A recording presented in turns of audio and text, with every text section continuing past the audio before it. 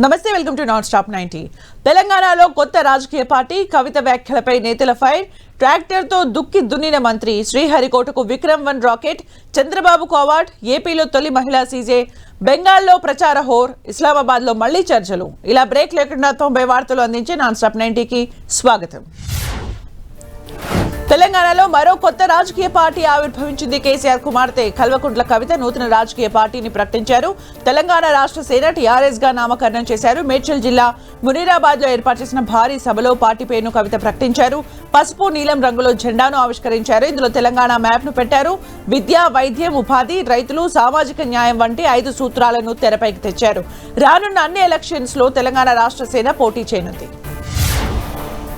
కేసీఆర్ సారథ్యంలో తెలంగాణ ఉద్యమ రథం దారి తప్పిందని కవిత విమర్శించారు. బీఆర్ఎస్ రాష్ట్ర ప్రజల బాధల్ని అర్థం చేసుకోలేదన్నారు. ఆనాటి కేసీఆర్ వేరు, ఇప్పటి కేసీఆర్ వేరన్నారు కవిత. చేనేత కార్మికులు చనిపోతుంటే ఆనాటి కేసీఆర్ భిక్షాటన చేశారన్నారు. ఇవాల్టి కేసీఆర్ మారిన మనిషి మనిషి అన్నారు. ఎక్కడ చిన్న కష్టం వచ్చినా ఆ సార్ రారు, ఎందుకంటే ఆయన మారిన మనిషి అని కవిత విమర్శించారు. గుంట నక్కలు, తోడేళ్ల చేతిలో కేసీఆర్ ఖైదీ అయ్యారని కవిత విమర్శలు గుప్పించారు.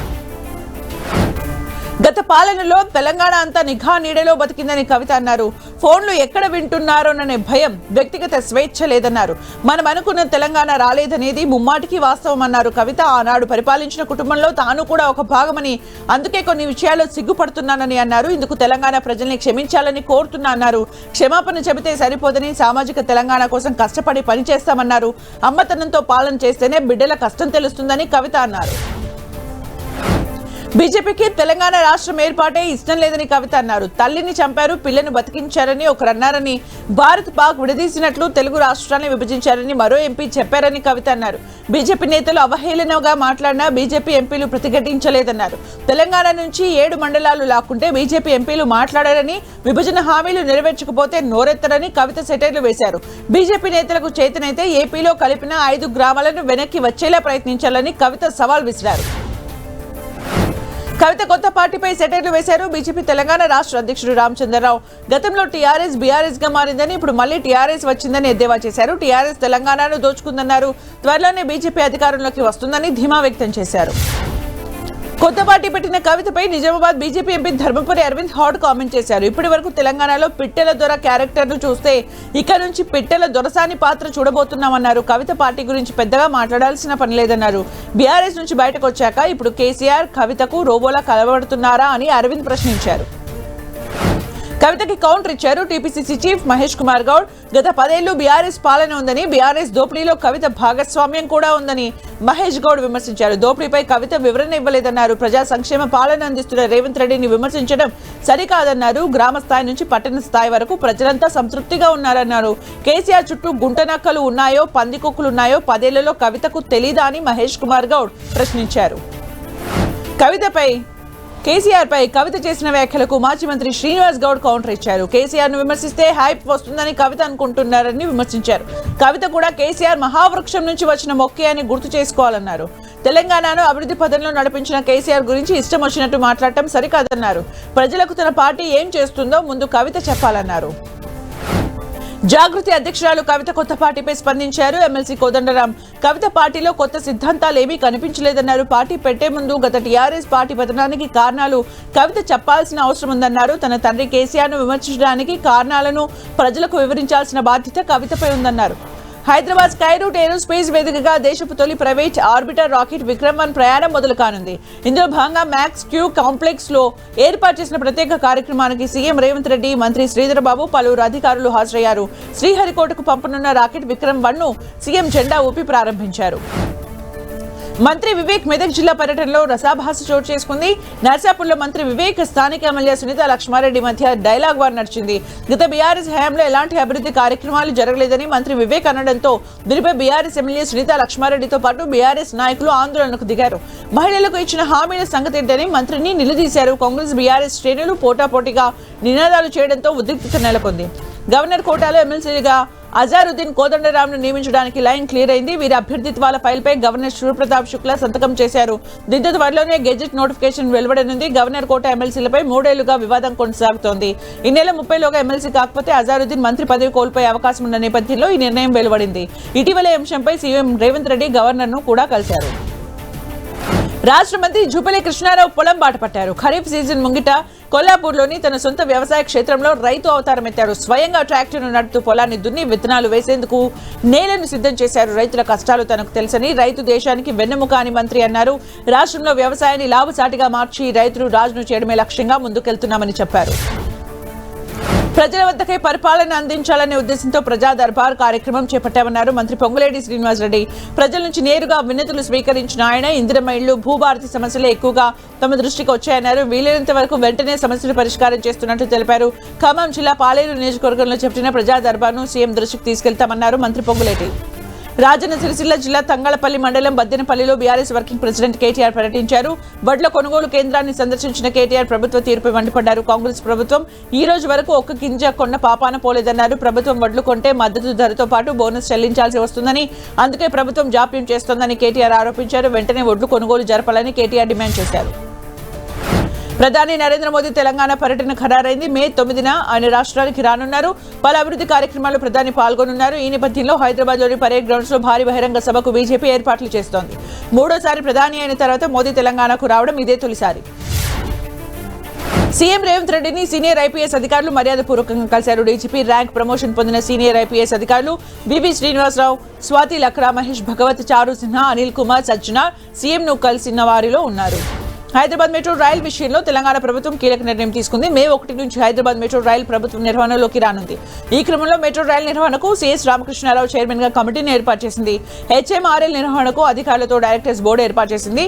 దీనికి ఎండీగా ఐఏఎస్ అధికారి సర్ఫరాజ్ అహ్మద్ కు, జాయింట్ ఎండీగా శ్రీవేంద్ర ప్రతాప్ కు బాధ్యతలు అప్పగించారు. ఎకనామిక్ టైమ్స్ అందించే ప్రతిష్టాత్మక ఎక్సలెన్స్ అవార్డుల కార్యక్రమానికి ఏపీ సీఎం చంద్రబాబు హాజరయ్యారు. Business reformer of the year అవార్డును చంద్రబాబుకు ప్రదానం చేశారు. పేదరికం నుంచి బయటపడేసేందుకు P4ను తీసుకొచ్చామని సందర్భంగా సీఎం చంద్రబాబు అన్నారు. ఈ పథకం ఓ గేమ్ చేంజర్ అని చెప్పారు. టెక్నాలజీని అందిపుచ్చుకుని అభివృద్ధి దిశగా ముందుకెళ్లాలని చంద్రబాబు అన్నారు. ఏపీలో ఇంధన కొరతతో పలు చోట్ల పెట్రోల్ బంకుల మూసివేత అంశంపై అధికారులతో ముఖ్యమంత్రి చంద్రబాబు సమీక్ష నిర్వహించారు. పలు జిల్లాల్లో పరిస్థితులు, వాహనదారులు, రైతుల ఇబ్బందులపై అధికారులతో సీఎం చంద్రబాబు మాట్లాడారు. సమస్య పరిష్కారానికి తక్షణ చర్యలు తీసుకోవాలని సీఎస్ సాయి ప్రసాద్, పౌర సరఫరాల శాఖ అధికారుల్ని సీఎం చంద్రబాబు ఆదేశించారు. అలాగే జిల్లా కలెక్టర్స్తో సమన్వయం చేసుకుని ప్రజలకు ఇబ్బంది రాకుండా చూడాలని ఆదేశించారు. అమరావతిలో ల్యాండ్ పూలింగ్ జరుగుతున్న తీరుపై అధికారులతో మంత్రి నారాయణ సమీక్ష నిర్వహించారు. ప్రస్తుతం ల్యాండ్ పూలింగ్ లో భూములు ఇస్తున్న రైతులకు మే 1 నుంచి కౌలు నిధులు జమ చేయాలని సమావేశంలో నిర్ణయించారు. International sports city, inner ring road, railway line, railway station కోసం 7 గ్రామాల్లో ల్యాండ్ పూలింగ్ కొనసాగుతోంది. ల్యాండ్ పూలింగ్ ప్రక్రియను వేగవంతం చేయాలని మంత్రి నారాయణ అధికారుల్ని ఆదేశించారు. సింగపూర్లో 5వ రోజు ఏపీ మంత్రుల బృందం పర్యటన కొనసాగుతుంది. సింగపూర్ సంక్షోభ నిర్వహణ వ్యవస్థ గురించి మంత్రుల బృందం అధ్యయనం చేసింది. అలాగే విపత్తు వేళలో సింగపూర్లో ప్రభుత్వ శాఖలు ఏకతాటిపైకొచ్చి సమన్వయంతో పనిచేసే హోల్ ఆఫ్ గవర్నమెంట్ విధానం గురించి తెలుసుకున్నారు. సంక్షోభంలో నాయకత్వం, నైతిక నిర్ణయాలు ప్రాధాన్యత, రాబోయే ప్రమాదాలను ముందే ఊహించి సిద్ధంగా ఉండటం వంటి అంశాలపై చర్చించారు. సీఎం చంద్రబాబు గుండె చప్పుడు బీసీలని, వారి అభ్యున్నతి కోసం ఎన్నో సంక్షేమ పథకాలు అమలు చేస్తున్నారని బీసీ సంక్షేమ శాఖ మంత్రి సవిత అన్నారు.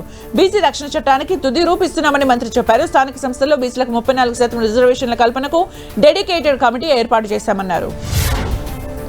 AP governor justice Abdul Nazeer అస్వస్థతకు గురయ్యారు. తీవ్ర కడుపు నొప్పితో బాధపడుతున్న ఆయన తాడేపల్లిలోని మణిపాల్ హాస్పిటల్లో చేరారు. ఉదయం 5:30 గవర్నర్ నాసిర్ను హాస్పిటల్లో చేర్పించారు కుటుంబ సభ్యులు. ఐసీయూలో చికిత్స అందించిన వైద్యులు ఆయన ఆరోగ్యం నిలకడగా ఉండటంతో డిశ్చార్జ్ చేశారు. దీంతో గవర్నర్ లోక్ భవన్ కు వెళ్లిపోయారు. ఏపీ గవర్నర్ అబ్దుల్ నాసిర్తో సీఎం చంద్రబాబు భేటీ అయ్యారు. ఉదయం గవర్నర్ స్వల్ప అస్వస్థతకు గురయ్యారు. హాస్పిటల్లో చికిత్స అనంతరం డిశ్చార్జ్ అయ్యారు. దీంతో గవర్నర్ ఆరోగ్యంపై సీఎం చంద్రబాబు ఆరా తీశారు. యోగక్షేమాలు తెలుసుకున్నారు. గవర్నర్ త్వరగా కోలుకోవాలని ఆకాంక్షించారు. ఆంధ్రప్రదేశ్ హైకోర్టు ప్రధాన న్యాయమూర్తిగా జస్టిస్ లీసా గిల్ ప్రమాణ స్వీకారం చేశారు. ఆంధ్రప్రదేశ్ హైకోర్టును తొలి మహిళా ప్రధాన న్యాయమూర్తిగా జస్టిస్ లీసా గిల్ బాధ్యతలు చేపట్టారు. లోక్ భవన్ లో governor Abdul Nasir AP high court సీజేగా జస్టిస్ లీసా గిల్ తో ప్రమాణం చేయించారు. చంద్రబాబు అధికారంలోకి వచ్చినప్పటి నుంచి ఇప్పటి వరకు ఇది చేశానని చెప్పుకోవడానికి ఏదీ లేదని మాజీ మంత్రి కన్నబాబు అన్నారు. జగన్ మా విఘన్ అని చెప్పడంతో టీడీపీ నేతల్లో భయం మొదలైందన్నారు. చంద్రబాబుకు అధికారం మాత్రమే కావాలని కన్నబాబు విమర్శించారు. వైసీపీని గొడ్డలి పార్టీ అంటూ లేని క్రిమినల్ కేసును అంటగట్టే ప్రయత్నం చేస్తున్నారని, వైసీపీ గొడ్డలి పార్టీ అయితే టీడీపీ బాంబులు గుణపం పార్టీనా అని కన్నబాబు ప్రశ్నించారు. టీడీపీ వెన్నుపోటు పార్టీ అన్నారు. పులివెందుల డీసీపీ కార్యాలయంలో YCP social media convener Sajjala Bhargav రెడ్డిని విచారించారు. సజ్జల భార్గవ్ రెడ్డిని పులివెందుల డీఎస్పీ మురళీ నాయక్ విచారించారు. 2024లో సోషల్ మీడియాలో సీఎం చంద్రబాబు, పవన్ కళ్యాణ్, నారా లోకేష్ తో పాటు వారి కుటుంబ సభ్యులపై అసభ్యకర పోస్టులు పెట్టారన్న కారణంతో భార్గవ్ రెడ్డిపై పలు సెక్షన్స్ కింద కేసు నమోదు చేశారు. ఆదివారం మరోసారి విచారణకు రావాలని భార్గవ్ కు పోలీసులు తెలిపారు. ఎమ్మెల్సీ అనంతబాబుకు కాకినాడ మొబైల్ కోర్టు 14 రోజుల రిమాండ్ విధించింది. డ్రైవర్ సుబ్రహ్మణ్యం హత్య కేసులో ప్రధాన నిందితుడిగా ఉన్న ఎమ్మెల్సీ అనంతబాబును పోలీసులు కాకినాడ కోర్టులో హాజరుపరచగా కోర్టు రిమాండ్ విధించింది. దీంతో అనంతబాబును రాజమహేంద్రవరం సెంట్రల్ జైలుకు తరలించారు. డ్రైవర్ సుబ్రహ్మణ్యం హత్య కేసులో సాక్షుల్ని ప్రభావితం చేసే ప్రయత్నం చేశారన్న అభియోగాలపై ఆయన పోలీసులు అరెస్ట్ చేశారు. ఏపీ లిక్కర్ స్కామ్ కేసులో ఆరోపణలు ఎదుర్కొంటున్న మాజీ మంత్రి కారుమూరి నాగేశ్వరరావు సిట్ అధికారులు ప్రశ్నించారు. హైదరాబాద్లోని ఆయన నివాసంలో దాదాపు 4 గంటల పాటు విచారించిన సిట్ అధికారులు స్టేట్మెంట్ రికార్డు చేశారు. మద్యం రవాణా టెండర్స్ జారీలో కారుమూరి పాత్రపై ఆరా తీశారు. మరోవైపు కారుమూరి కుమారుడు సునీల్ను కూడా విచారిస్తామని సిట్ అధికారులు తెలిపారు. జనగణనకు సంబంధించి జీహెచ్ఎంసీ అధికారులు అన్ని ఏర్పాట్లు పూర్తి చేశారు. రాష్ట్ర వ్యాప్తంగా జనగణన ప్రక్రియకు అంతా సిద్ధమని సెన్సస్ డైరెక్టర్ భారతి హోళికేరి తెలిపారు.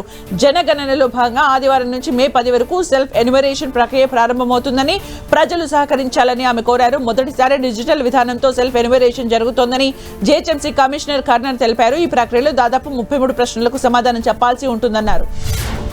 జగిత్యాల జిల్లా నగురూరు గ్రామ పంచాయతీ కార్యదర్శిగా మహిళ చుక్కలు చూపించింది. ఇందిరమ్మ ఇంటి నిర్మాణానికి గ్రామ పంచాయతీ కార్యదర్శి లంచం డిమాండ్ చేయడంతో అందరి ముందే లంచం ఇచ్చే ప్రయత్నం చేసింది. దీంతో పంచాయతీ కార్యదర్శి పరుగులు తీశాడు. అయినా కూడా మహిళా కార్యదర్శి వెంటపడి ఇచ్చేందుకు ప్రయత్నించింది. ఇందుకు సంబంధించిన వీడియో సోషల్ మీడియాలో వైరల్ గా మారింది. ఉమ్మడి తూర్పుగోదావరి జిల్లాలో డీజిల్ కొరత వెంటాడుతోంది. డీజిల్ లేకపోవడంతో వాహనదారులు ఇబ్బందులు ఎదుర్కొంటున్నారు. కాకినాడలోని పెట్రోల్ బంకుల్లో వాహనదారులు బార్లు తీరారు. సరిపడా డీజిల్ను అందించాలని వాహనదారులకు కోరుతున్నారు. అటు అనంతపురం జిల్లాలో ఇంధన కొరత వేధిస్తోంది. పలు ప్రాంతాల్లో బంకుల్లో నో స్టాక్ బోర్డ్స్ దర్శనమిస్తున్నాయి. దీంతో వాహనదారులు తీవ్ర ఇబ్బందులు పడుతున్నారు. ఎక్కడ పెట్రోల్ డీజిల్ దొరకదోనన్న భయంతో పలు చోట్ల బంకులకు వాహనదారులు క్యూ కడుతున్నారు. సరఫరా సమస్యతోనే ఇంధన కొరత అని బంక్ యజమానులు చెబుతున్నారు. శంషాబాద్ ఎయిర్పోర్ట్ టెర్మినల్ కు బాంబు బెదిరింపు మెయిల్ వచ్చింది. ఎయిర్పోర్ట్ లో బాంబు ఉందని మెయిల్ పంపారు దుండగులు. బాంబు బెదిరింపు మెయిల్ తో అప్రమత్తమైన సెక్యూరిటీ అధికారులు ఎయిర్పోర్ట్ మొత్తం క్షుణ్ణంగా తనిఖీలు చేపట్టారు. తనిఖీల అనంతరం ఎలాంటి బాంబు లేదని తేల్చారు. ఫేక్ ఈమెయిల్ పై అధికారులు దర్యాప్తు చేస్తున్నారు. పోలీసులు రౌడీజం అసాంఘిక కార్యక్రమాలకు పాల్పడితే సహించేది లేదని కడప జిల్లా పోలీసులు హెచ్చరించారు. ఒంటిమిట్ట పోలీస్ సర్కిల్ పరిధిలో పలు కేసుల్లో నిందితులుగా ఉన్న 4గురిని పోలీసులు అరెస్ట్ చేశారు. కడప జిల్లా ఒంటిమిట్టకు చెందిన హర్షవర్ధన్ ను కులం పేరుతో దూషించి గాయపరిచిన కేసులో కట్ట మల్లికార్జున, బాలకృష్ణ, కిరణ్ ను అరెస్ట్ చేశారు. వ్యక్తిని కొట్టి చంపిన కేసులో చిన్నయ్య అనే వ్యక్తిని అరెస్ట్ చేసి రిమాండ్కు తరలించారు. తెలంగాణలో ఎండలు మండిపోతున్నాయి. పెద్దపల్లి జిల్లా అకినపల్లిలో అత్యధికంగా 44.3 డిగ్రీల గరిష్ట ఉష్ణోగ్రతలు నమోదయ్యాయి. జగిత్యాల జిల్లా రాయకల్ మండలం అలీపూర్లో 44.1, కరీంనగర్ జిల్లా చొప్పదండి మండలం వెదురుగట్టులో 43.8, రాజన్న సిరిసిల్ల జిల్లా బోయినపల్లిలో 43.4 డిగ్రీల గరిష్ట ఉష్ణోగ్రతలు నమోదయ్యాయి. అటు ఏపీలోనూ ఎండలు తీవ్రతరమయ్యాయి. ప్రచండ భానుడు నిప్పులు కురిపిస్తున్నాడు. ఎండ తీవ్రతకు తోడు ఉక్కపోతతో జనం అల్లాడిపోతున్నారు. పార్వతీపురం మన్యం జిల్లా సాలూరులో అత్యధికంగా 45.2 డిగ్రీల ఉష్ణోగ్రత నమోదైంది. శ్రీ పద్మావతి పర్యటనోత్సవాలకు తిరుమల ముస్తాబైంది. 3 రోజుల పాటు కన్నుల పండుగ నారాయణగిరి ఉద్యానవనంలో శ్రీ పద్మావతి శ్రీనివాసుల పర్యటనోత్సవాలు వైభవంగా జరగనున్నాయి. ఇందుకోసం ఆలయ అధికారులు పూర్తి ఏర్పాట్లు చేశారు. యువ హీరో అడవిశేష్ విజయవాడలో సందడి చేశారు. ఇటీవల వచ్చిన డెకాయిడ్ మూవీ విజయవంతంగా ప్రదర్శిస్తుండటంతో బెజవాడ కనక దుర్గమ్మను దర్శించుకున్నారు. అడవిశేష్ అమ్మవారిని దర్శించుకుని ప్రత్యేక పూజలు చేశారు. అడవిశేష్ కు ఆలయ అర్చకులు తీర్థ ప్రసాదాలు అందించారు. ప్రధాని మోదీ బెంగాల్ సీఎం మమతా బెనర్జీలపై కాంగ్రెస్ అగ్రనేత రాహుల్ గాంధీ ఫైర్ అయ్యారు. ఇద్దరు అధికార కోసం ఆరాటపడుతూ దేశ సంపదను ధనికులకు దోచిపెడుతున్నారని ఆరోపించారు. తన చర్యలతో మమతా బెంగాల్ను నాశనం చేస్తే మోదీ దేశాన్ని నాశనం చేస్తున్నారని అన్నారు. ప్రస్తుతం జరుగుతున్నది ఎన్నికల పోరాటం కాదని సిద్ధాంతాల పోరాటం అన్నారు రాహుల్. ఆమ్ ఆద్మీ పార్టీ నుంచి భయంతో కాదు బలవంతంగా బయటకు రావాల్సి వచ్చిందని ఎంపీ రాఘవ్ చెద్దా అన్నారు. రాఘవ్తో పాటు మరో 6 ఎంపీలు ఆమ్ ఆద్మీ పార్టీ నుంచి బయటకు వచ్చి బీజేపీలో చేరారు. దీనిపై మరోసారి రాఘవ్ చెద్దా మీడియాతో మాట్లాడారు. ఆమ్ ఆద్మీ పార్టీ ప్రస్తుతం వక్రమార్గంలో వెళ్తోందంటూ రాఘవ్ చెద్దా ఆరోపణలు చేశారు. ఎంపీ రాఘవ్ చెద్దా ఆమ్ ఆద్మీ పార్టీని వీడి బీజేపీలో చేరడంపై అభిమానుల నుంచి మిశ్రమ స్పందన వస్తోంది. పార్టీ మారుతున్నట్లు చెద్దా ప్రకటించిన 24 గంటల్లోనే సోషల్ మీడియాలో ఆయన ఫాలోయింగ్ తగ్గిపోయింది.